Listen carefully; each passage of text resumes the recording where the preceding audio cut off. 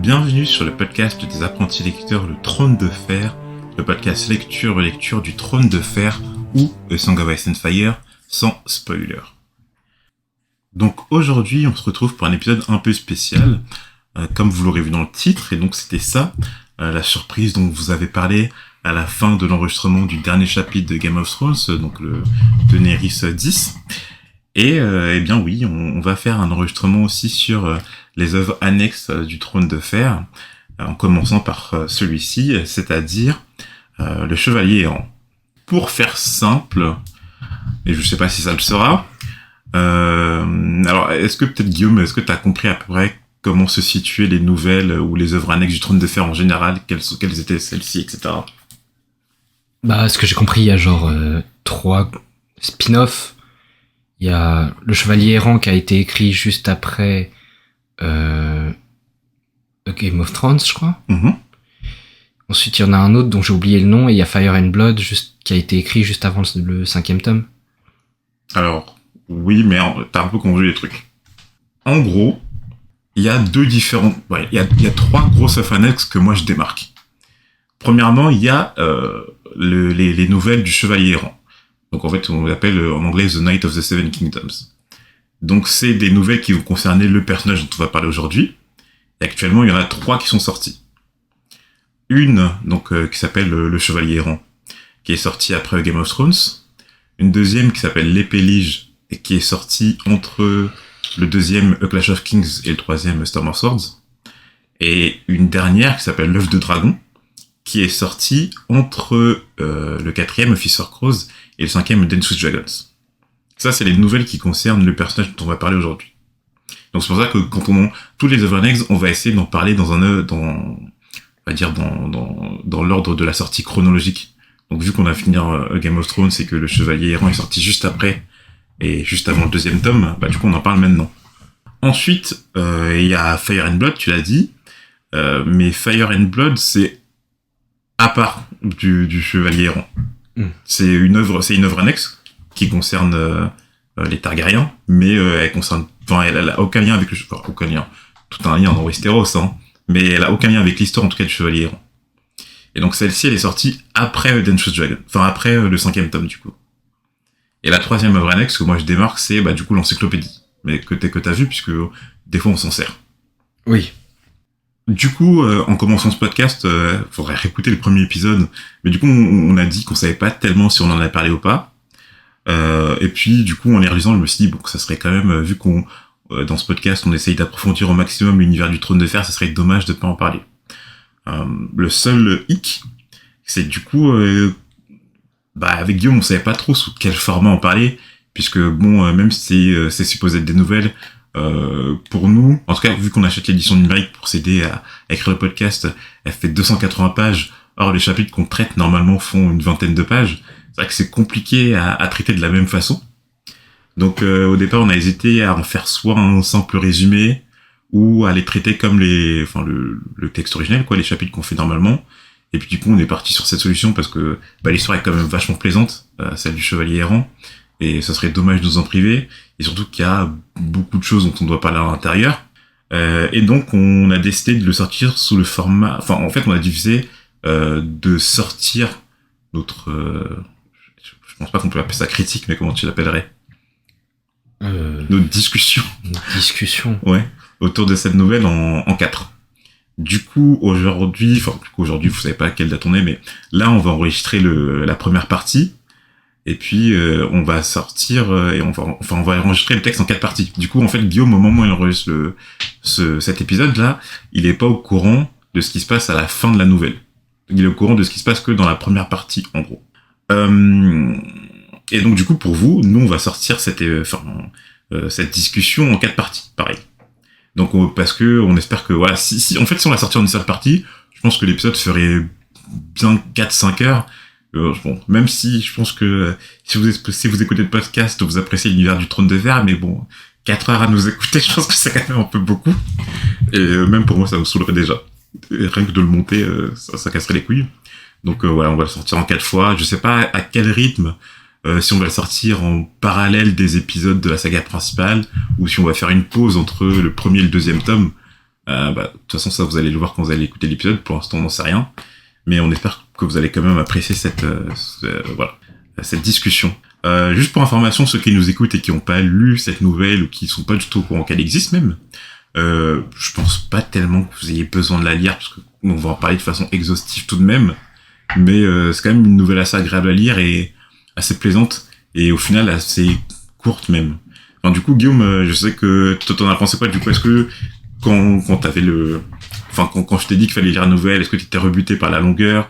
Est-ce que au fur et à mesure de la lecture, tu t'es dit que finalement c'était plaisant à lire? Non, j'ai pas lu un nombre incroyable de pages, mais c'est sûr, ça va beaucoup plus vite si ceux qui ont tendance à lire un peu parfois en diagonale et qui ont tendance à être inattentifs, qui sont pas ultra focus pendant leur lecture, ça pardonne beaucoup plus que le Trône de Fer, quoi.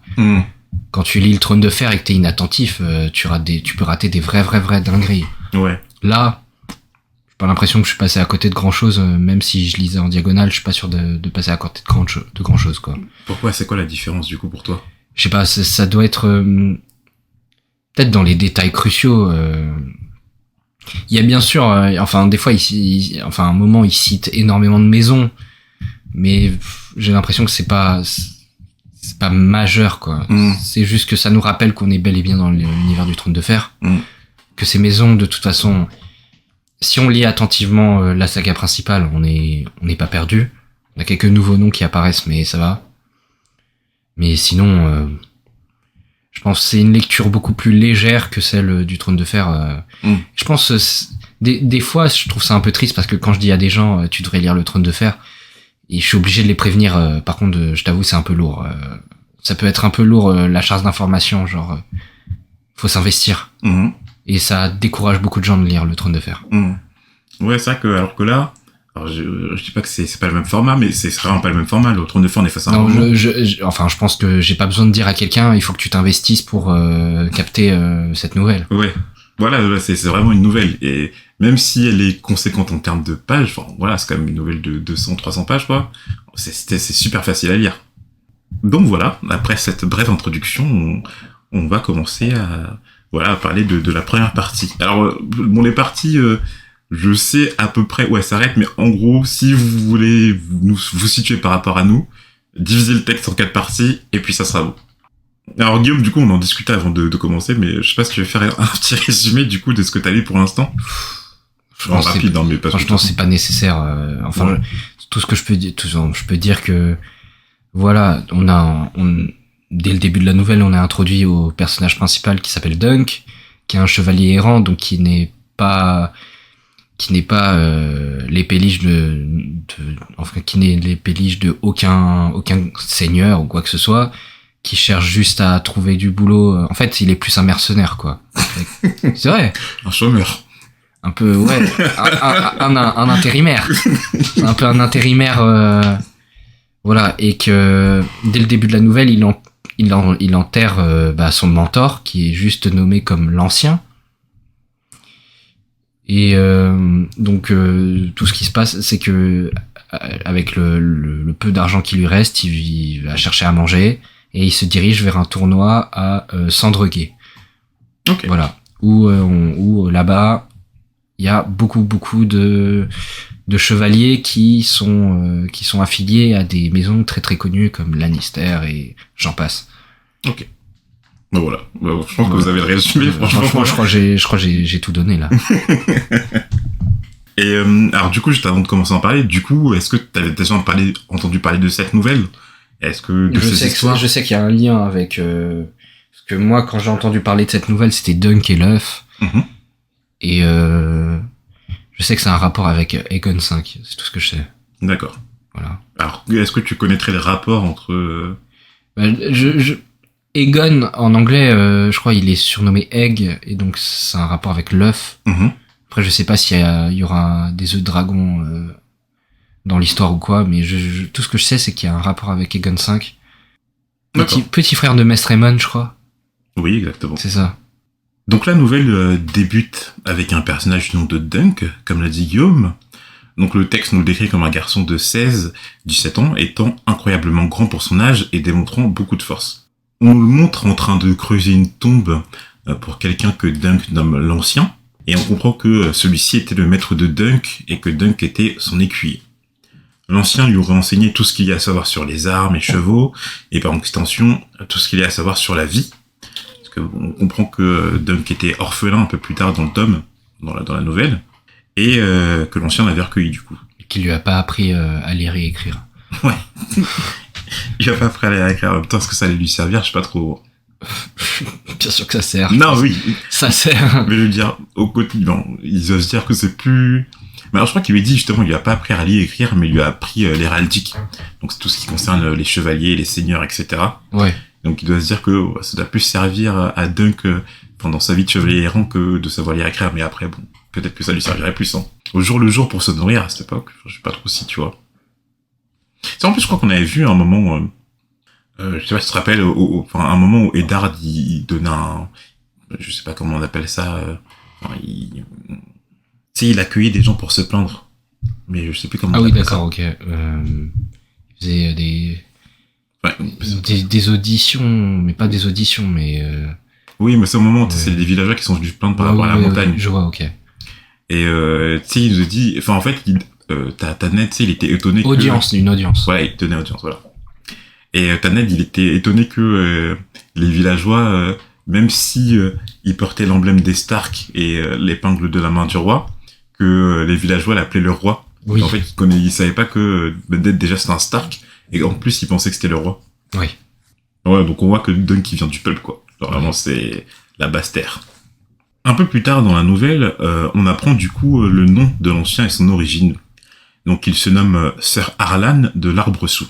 Alors pour information, l'Arbre-Sous, c'est un village qui se trouve dans le Conflent. Ok. L'Ancien, qui avait selon Dunk pas loin de 60 ans, serait mort quelques jours plus tôt d'un coup de froid. Et Dunk leur tarde donc seul, mais on sent que bon, c'est la première fois qu'il le fait, parce que on le voit très maladroit. Et normalement, un septon aurait dû être présent pour dire quelques prières, mais il n'y avait que lui, et Dunk ne connaissait aucune prière. Pourtant, bon, les derniers mots qu'il a dit à son maître sont, je dois dire, assez touchants. J'ai bien aimé les dernières phrases qu'il lui a fait. Genre. Je trouvais ça assez émouvant. Même si c'était que le début, tu vois, mais je trouve que c'était bien. C'est fort, hein, parce que je me dis, on connaît les personnages depuis quoi, 1 ou 2 pages, et pourtant, il y a déjà un peu, il est fort, Martin. Même si l'Ancien était parti, il restait quand même quelques compagnons à Dunk. Sa jument personnelle, Noisette, le palefroid du vieil homme, Pied de Biche, et Tonnerre, le cheval de combat que le vieil homme ne montait que lors des tournois et des batailles. Ça me fait penser un peu à ceux qui achètent une Mercedes et qui la sortent que lors des mariages, des enterrements, tu vois, genre lors des grandes occasions. Ouais. Je sais pas si tu connais quelqu'un comme ça. Hein. Ton daron, par exemple. Par exemple. Par exemple. Dunk évalue alors les possibilités qui s'offraient à lui. Tout en sachant que Tonnerre valait plus que tout ce qu'il possédait, il hésitait à le vendre ainsi que sa jument personnelle, Noisette, et tout leur équipement. Mais c'était renoncer à la seule vie qu'il connaissait, c'est-à-dire celle de chevalier errant qui voyage de château en château, s'enrôle auprès de différents seigneurs, et qui ne reste que très peu de temps au même endroit. C'est vrai que quand on regarde la saga pour l'instant de ce qu'on a vu, c'est une facette qu'on n'a pas trop vue hein, lors du premier tome du Trône de Fer. Je veux dire, un chevalier errant, tu vois. Non, non. Il y a juste Bronn, mais c'est un reître, c'est pas un chevalier, tu vois. Ouais, exactement. Mais c'est vrai que comme on est beaucoup, enfin forcément. Non, nous on traîne avec la haute dans le dans la saga normale, on traîne avec la haute, tu vois. Ouais, c'est vrai qu'on n'a pas le point de vue de quelqu'un du peuple hein, quand j'y réfléchis. En POV. Non, en POV on en a pas. Non, mais en fait, non, ouais, on traîne qu'avec la haute, hein. Ouais. Parce qu'à la limite, il y aurait Daenerys qui aurait été déchue, mais bon, Daenerys, c'est l'héritière d'une dynastie tombée, mais quelle dynastie, quoi. En plus, c'est à Essos, ouais. Rien à voir. Bah, je crois que le seul point de vue qu'on a eu vraiment avec les gens du peuple, c'est lorsque Arya est arrivée à Culpicier. Oui, je pense que Arya, c'est ce qui se rapproche le plus du point de vue du bas peuple. Ouais. Enfin, pour l'instant, on l'a vu que quelques minutes, hein, dans le bas peuple, au moment où, justement, entre le moment où elle s'est enfuie du Donjon Rouge et l'exécution des Dardes. Mais, rien qu'au niveau du comportement, en fait, on sent que Arya, voilà, quoi. Elle sent pas à l'aise et tout dans cette société. Une autre possibilité pour Dunk était de trouver un autre chevalier qui aurait besoin d'un écuyer pour s'occuper des bêtes et de ses armes. Il pouvait même aller dans une grande ville pour s'enrôler dans un corps de garde. Et cette phrase, j'ai trouvé un peu chelou, parce que du coup, pourquoi Dunk aurait besoin de trouver un autre chevalier pour lui servir d'écuyer alors que lui-même est chevalier, tu vois? Bah parce que quand c'est vraiment la Hesse, tu fais tout. Tu laves les slips des chevaliers si t'as besoin de thunes, hein, tu vois. Ouais, mais c'est pas déshonorant, tu vois, en tant que chevalier, d'aller servir un autre chevalier. Clairement. Mais s'il l'a envisagé, c'est qu'il a pas l'honneur du grand chevalier, tu vois. Ouais. Ouais, ça veut dire que il veut vivre, quoi. Point. Après, le reste, on verra après. Non, tu vois ça comment? Moi, je vois ça comme le rappeur qui veut rapper, mais en fait, il peut pas, donc il devient ingénieur du son. Et ouais, je suis fait les ligaments, tu connais. Toujours hésitant, Dunk passait en revue les affaires qui lui restaient, car comme on le sait, l'essentiel des richesses des chevaliers errants se résumait à des bêtes, à leur équipement et à leurs armes. Il restait quelques pièces dans la bourse de l'ancien, certaines protections utiles au combat, et les armes en plus des 3 chevaux précédemment cités. Certains des équipements lui étaient inutiles, car ils n'étaient pas adaptés à sa physionomie, mais l'épée de l'ancien était exactement ce qu'il lui fallait. Dunk l'avait d'ailleurs bien des soirs aiguisée avant de se coucher. Il décide alors, avec ce nouvel attirail lui appartenant, de se rendre à un tournoi se déroulant à Sandreguet.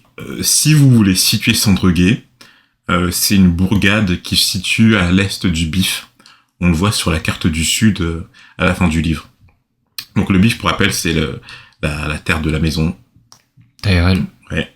Et donc la capitale des terres de la maison Tyrell est au jardin. J'allais dire Villevieille, mais Villevieille, c'était pas l'ancienne capitale, un truc comme ça? Non. Non, jamais. Villevieille, c'est juste le... Tu te rappelles ou pas des seigneurs de Villevieille? Bah, c'est la seigneur, je sais plus, mais c'est là où il y a les maîtres. Ouais, les maîtres et du coup par extension le lieu où étudient les maîtres.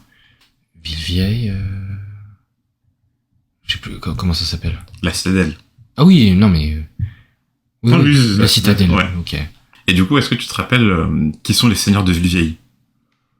Je me souviens plus. C'est les Hightower. Et oui, exactement. Cité dans le texte d'ailleurs. Ouais. Vite fait. Et du coup, on apprend que ce tournoi qui se déroule à Sandreguet, c'est en l'honneur d'une jeune demoiselle. Mais on n'a pas plus d'informations que ça, à notre stade de lecture en tout cas. Après un début de voyage, Dunk voulut prendre une pause dans une auberge lorsqu'un garçon chauve l'intercepta. Le gamin ne semblait pas plus âgé que 8 ou 9 ans, était maigre comme un clou et assez pâle. Dunk pensa naturellement qu'il était le garçon d'écurie et lui ordonna de s'occuper de ses chevaux, mais le garçon rétorqua qu'il ne ferait que s'il le voulait, et, malgré le fait que Dunk se présenta comme étant un chevalier, l'attitude du garçon ne changea pas. Dunk menaça le garçon de le talocher à l'oreille s'il ne s'occupait pas de ses chevaux, avant de se diriger vers l'auberge. En entrant dans celle-ci, le seul autre client que Dunk aperçut était un jeune lord qui avait trop bu et qui s'était endormi. L'aubergiste proposa bien à Dunk de prendre une chambre pour la nuit, mais notre jeune chevalier devait faire attention à son argent. Aussi se décida-t-il à ne rester que pour manger et boire et partir directement pour le tournoi de Sandreguet. Pour y être le champion, déclara-t-il à l'aubergiste. C'est à ce moment-là que le jeune lord ivrogne se réveilla en sursaut et invectiva Dunk pour lui dire qu'il avait rêvé de lui et que Dunk ne devait surtout pas l'approcher. L'aubergiste rassura Dunk, c'était un ivrogne et il ne fallait surtout pas faire attention à lui. Donc du coup, bon... Je sais pas pourquoi je sens que c'est pas juste qu'un ivrogne. Avons. Alors du coup, bon, je pense que les auditeurs se rappellent de l'amour de Guillaume pour tout ce qui concerne l'onirisme. Ah, j'adore. Ah putain, j'adore. Mais c'est vrai qu'on n'en sait pas plus pour l'instant sur ce rêve qu'il aurait fait. Mais du coup, et s'il a fait un rêve et qu'il demande à Dunk de ne pas s'approcher de lui, c'est que Dunk, dans ce rêve paraissait assez dangereux. Après bon, là ça va, c'est pas ce que j'appelle l'onirisme de ouf, tu vois, c'est juste que il est un peu hanté par quelque chose et on nous le révèle pas. C'est pas genre des visions psychédéliques là. Ouais, le genre de déterris quoi. Ouais, oh putain, connasse. Mais c'est vrai que quand on y pense, plus on avance tôt, plus je me dis, plus ça se voit que Martin, il a utilisé souvent le procédé, pardon, des rêves depuis le début, là. Hein. Ouais. Il y a vraiment beaucoup de personnages qui ont des rêves. C'est vrai que c'est un procédé qu'il affectionne particulièrement. Mais parce que c'est tellement facile aussi. C'est facile de faire des foreshadowing de merde. Genre, et après tu remets 5, si t'avais prévu un truc, tu mets 5 tomes plus tard, tu fais... en fait, c'était dans le rêve de Bran, dans le tout premier, dans tout le premier tome, machin. Vous voyez, je suis un génie. J'avais prévu ça dès le départ, Simmerg. Et bon, du coup, de par notre séparation, du coup, Guillaume, tu sais pas encore qui c'est, mais je te rassure, ce n'est pas juste un ivrogne. Là, j'en ai... Oh, sans blague. Mais du coup, tu penses que ça serait qui, par exemple? J'en ai aucune idée, par contre. Ouais. Voilà, c'est compliqué de savoir. Mais en tout cas, oui, ce n'est pas juste un homme qui a bu dans une auberge. Après avoir mangé, en allant dans les écuries, Dunk trouva le jeune garçon d'écurie, à qui il avait parlé sur le chemin de l'auberge, équipé avec l'armure de l'ancien et montant Tonnerre, le cheval de combat. Dunk le gronda, tout en s'évertuant en gardant un ton sérieux, malgré ses éclats de rire. Mais comme le jeune garçon ne voulait pas s'excuser, et pire, se montra insolent, Dunk le remit en place. En vérité, le jeune garçon voulait absolument que Dunk l'emmène au tournoi de Sandregué. Le garçon lui avoue que sa mère est morte et qu'il souhaite servir d'écu à Dunk lors du tournoi. Dunk refusa en premier lieu. En effet, il aurait une meilleure vie ici à l'auberge plutôt qu'en écumant les routes avec lui. Et, en contrepartie, Dunk laisse au gamin une pièce de bronze que celui-ci ne prit même pas la peine de ramasser. On nous dit qu'il sentit le regard triste et silencieux de l'enfant en partant. Skin. Bon, en vrai, normal, hein. Enfin, je veux dire... Déjà que lui, ça se voit que Dunk, le gars, il est au chômage intérimaire, comme tu dis. Il doit pas prendre quelqu'un en plus sous sa coupe. Surtout un enfant. Comment, je sais même pas comment il va le nourrir. Déjà, lui, je sais même pas comment il se nourrit, hein. Parce que là, il utilise la bourse de l'ancien. Mais dès que genre, il a 3 pièces d'argent, il en a utilisé une. Déjà. Il peut même pas se payer une auberge pour dormir. Ouais, mais je crois que c'est dit que, en gros, non, mais... Les étoiles sont d'autant plus belles que c'est gratuit. Dunk arriva enfin à Sandregué un après-midi. Le jeune homme reconnut certaines des bannières flottant sur les tentes, les rossignols des Carons des Marches, le chasseur des Tarlis, l'éclair pourpre des Dondarion et la pomme rouge des Fossovois. Alors, on avait déjà parlé de la famille Caron des Marches dans la saga. Tu te rappelles actuellement, Guillaume? Il y a un mec des Marches, c'est le meilleur archer. Non. Au tournoi. Non, c'est pas lui? Non. Ça, tu parles de Anguille l'Archer, celui qui a remporté le tournoi des archers pendant le... oui, c'est sûr qu'on a déjà parlé des Marches de Dorne. Ouais. Alors, c'est par rapport à l'ordre de Bryce Caron. Alors, Lord Bryce Caron était venu participer au tournoi de la main en l'honneur des Dardes, et donc les Carons sont des bannerets des Baratheons. On a déjà aussi parlé des Tarlis dans la saga. Samuel. Et son délicieux père. Ouais. Est-ce que tu peux rappeler qui est Sam et son père, du coup? Samuel, de la garde de nuit, le poteau le petit poteau obèse de John, et Randyll Tarly, son père si sympa qu'il l'a menacé soit d'aller à la garde de nuit, soit de l'assassiner dans les bois en faisant passer ça pour un accident, parce que il veut que ce soit Deacon qui hérite de Corvenin, l'épée en acier valyrien et de toutes les possessions Tarly. C'est ça. Donc Deacon étant le petit frère de Sam, ouais. Et du coup, est-ce que tu te rappelles comment se nomme le fief des Tarly? Corcoline. Corvenin, Corcoline. Les Dondarion ont déjà été aussi évoqués dans la saga. Beric. Ouais. Donc Beric Dondarion. Beric Dondarion, qui s'est illustré pendant le tournoi de la main, qui a été envoyé pour chasser la montagne dans les conflans. Et banneret des Baratheons. Exactement. Et donc à la fin de la saga, dans un des chapitres de Tyrion, on a appris par Tywin Lannister que malgré la mort de Ned, Beric Dondarion continuait d'harceler le clan Lannister. Il passait en mode guérilla. Ouais. En revanche, première mention dans la saga des Fossovois. Enfin, alors les Fossovois apparaissent dans les appendices de AGOT. On sait que ce sont des bannerets de la maison Tyrell et qu'à leur service se trouve un certain John Fossovois, mais qui n'est pas apparu dans le premier tome. Ok. Lors de son arrivée au tournoi, Dunk cite énormément d'autres bannières que celles dont on vient de vous parler. Est-ce nécessaire de tous les citer? C'est ce que j'allais dire. Je crois qu'il en cite une vingtaine. Bon, alors, je vais les citer, mais voilà, enfin, il cite par exemple les Lannister, les Bracken, les Narbosk, les Lannister, les Frey, les Darry, les Hightower, etc., etc.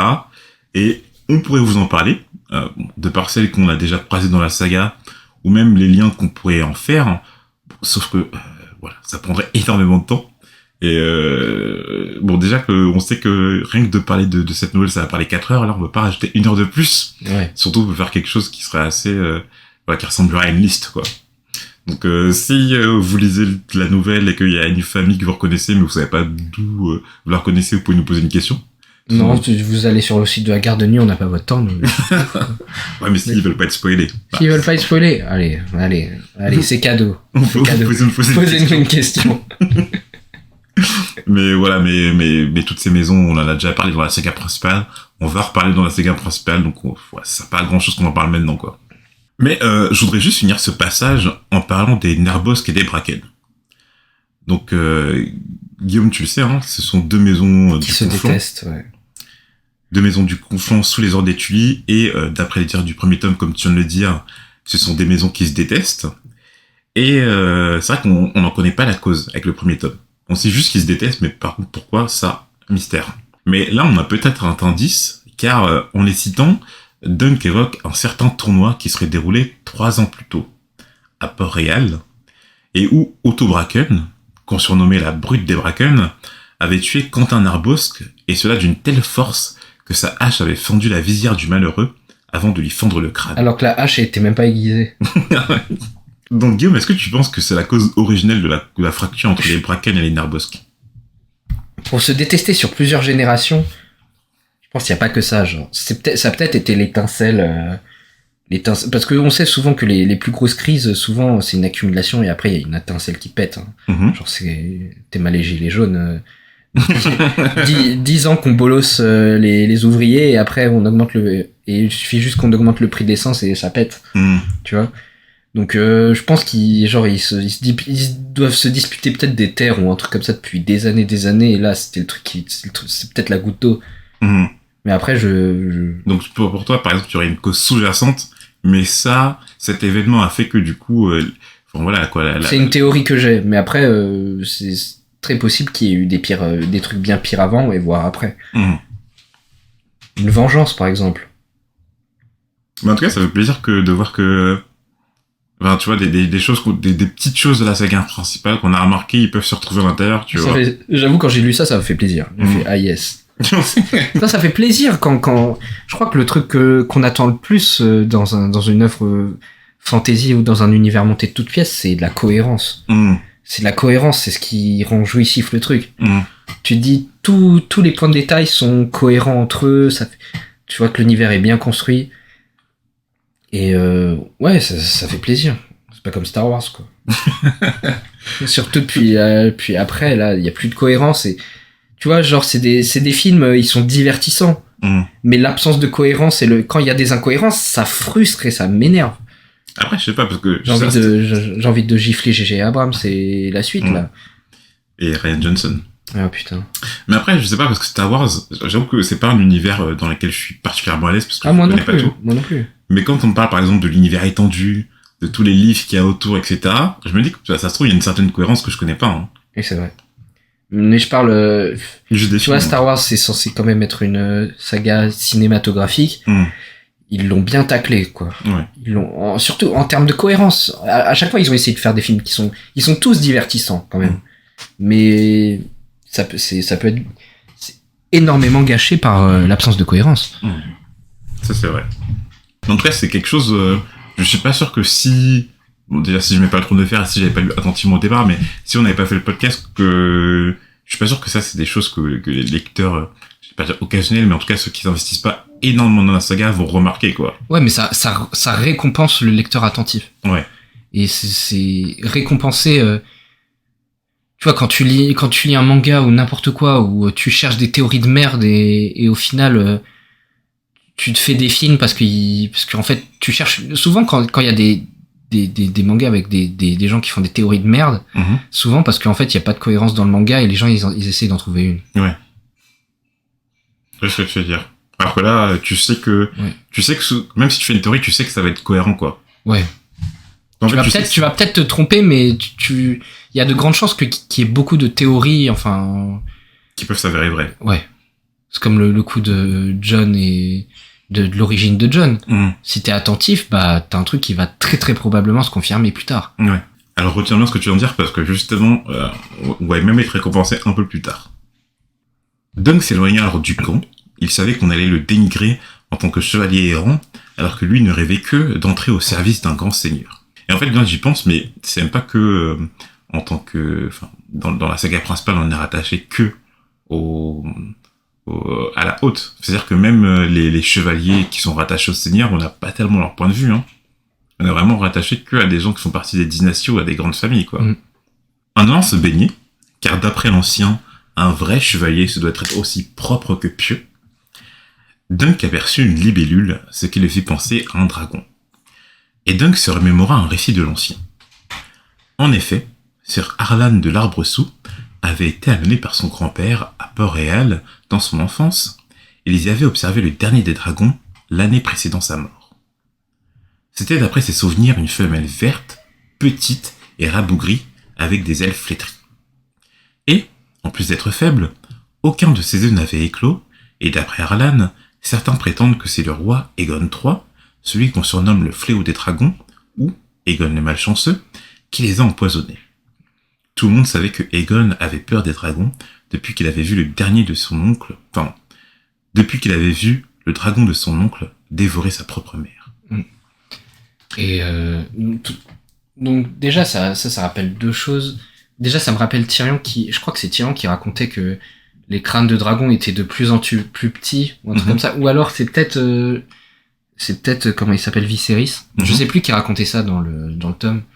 Que au fil des générations, les dragons étaient de plus en plus petits jusqu'à atteindre la taille d'un crâne d'un chiot, d'un chien. Alors que Balerion, il était vraiment énorme son crâne. Ouais. Et deuxièmement, ça sonne comme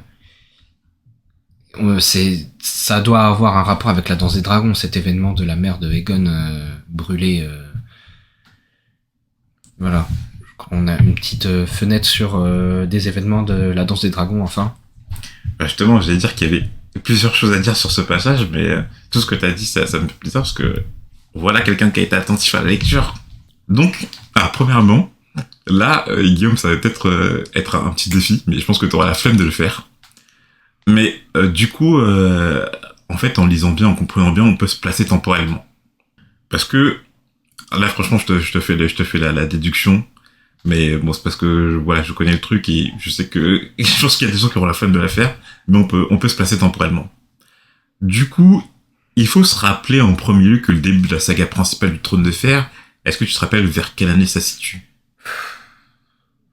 Dans les 300 quelque chose. Exactement. En fait, on se situe en 298-299 après la conquête d'Aegon, parce qu'on sait que la rébellion de Robert et la mort d'Aerys le Fou ont lieu en l'an 283, d'après les appendices, et que les événements au début de Game of Thrones ont lieu 15 ans après la rébellion. On sait aussi que Arlan, lors de sa mort, avait pas loin de 60 ans, d'après Dunk. Donc, si ces souvenirs de jeunesse doivent remonter à il y a 50 ans environ, et comme dans les appendices, on sait que Aegon III a régné de l'an 131 à 157 après la conquête d'Aegon, parce que les années, ça se rapporte toujours après la conquête d'Aegon, on doit approximativement se situer entre les années 190 et 210. Ouais, je m'étais situé genre à peu près 100 ans avant les événements du Trône de Fer. Exactement. Et en regardant les appendices, il y a un souverain qui a régné dans ces eaux-là, et pendant une longue période, et qui se nomme Daeron II. Donc Guillaume, est-ce que tu te rappelles quand on a parlé de Daeron II?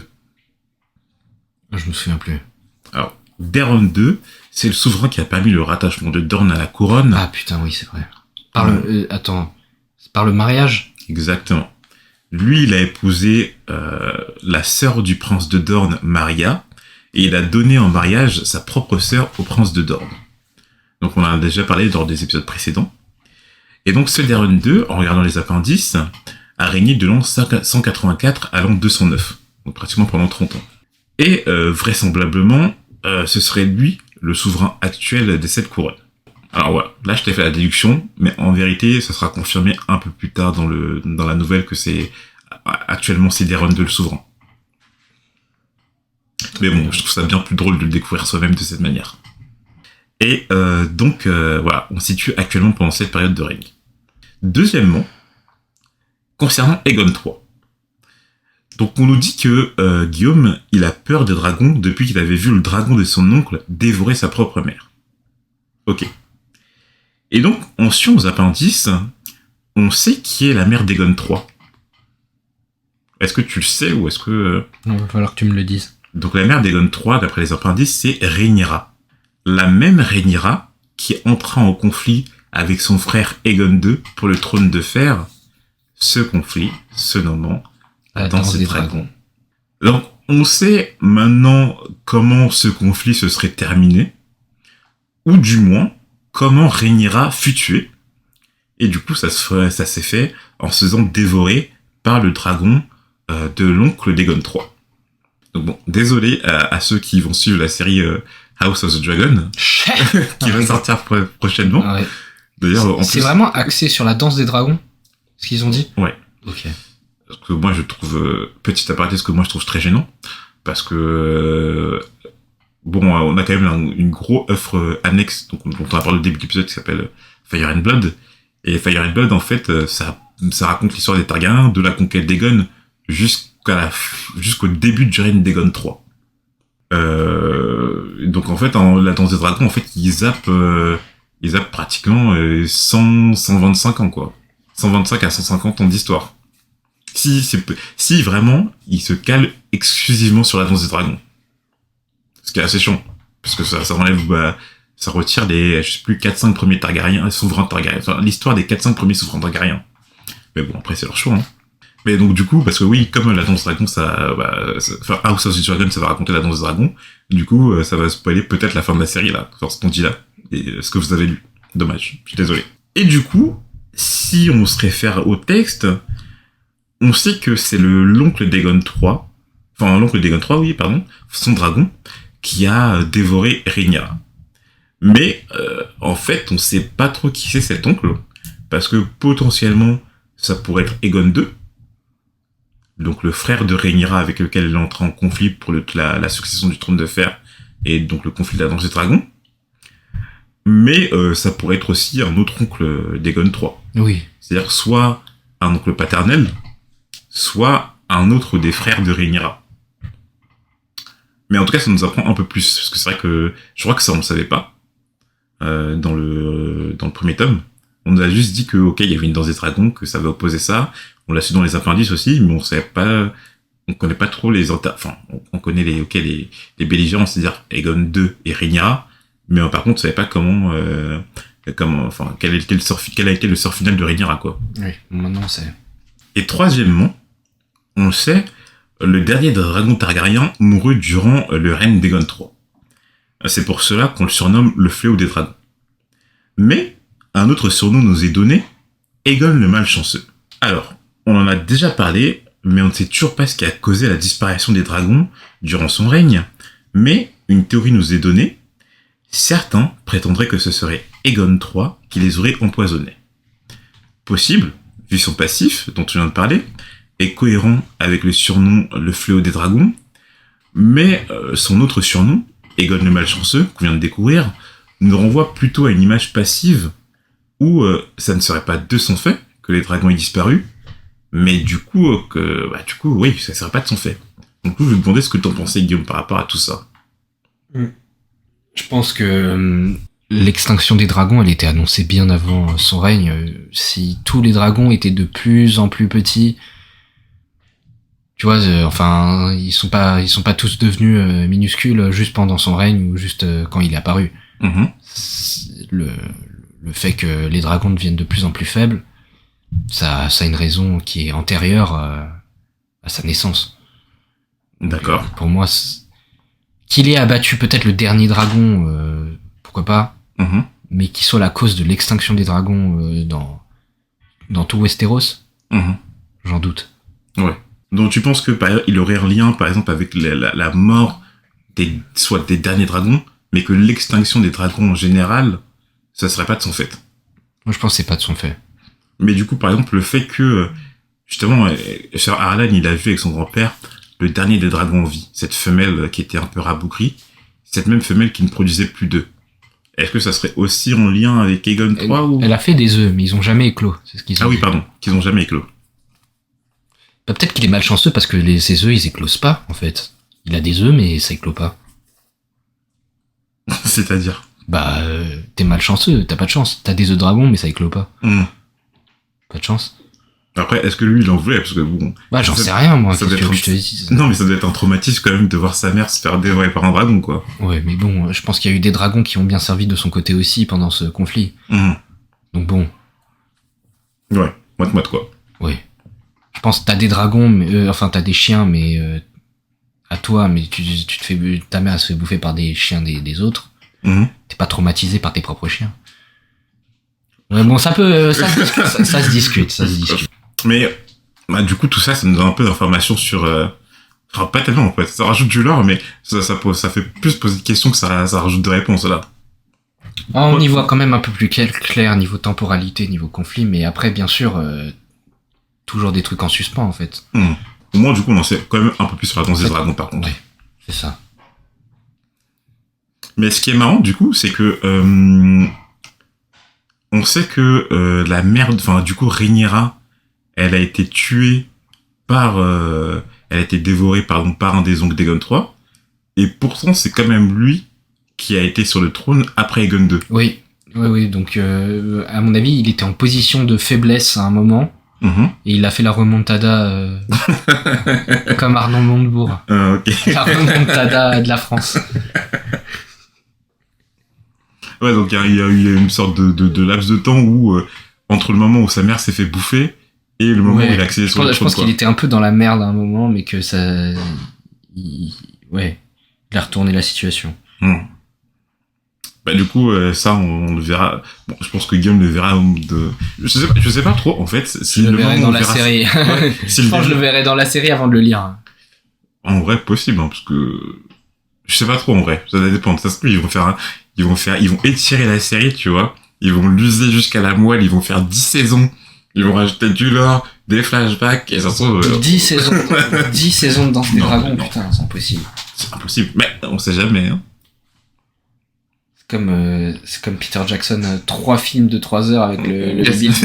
avec Bilbo le Hobbit. Voilà, exactement, tu vois, tu tires. Je pense qu'ils vont peut-être tirer comme ça. Hein. De plus, d'après Sir Arlan, depuis la disparition des dragons, les étés ont été plus courts et les hivers plus longs et plus cruels.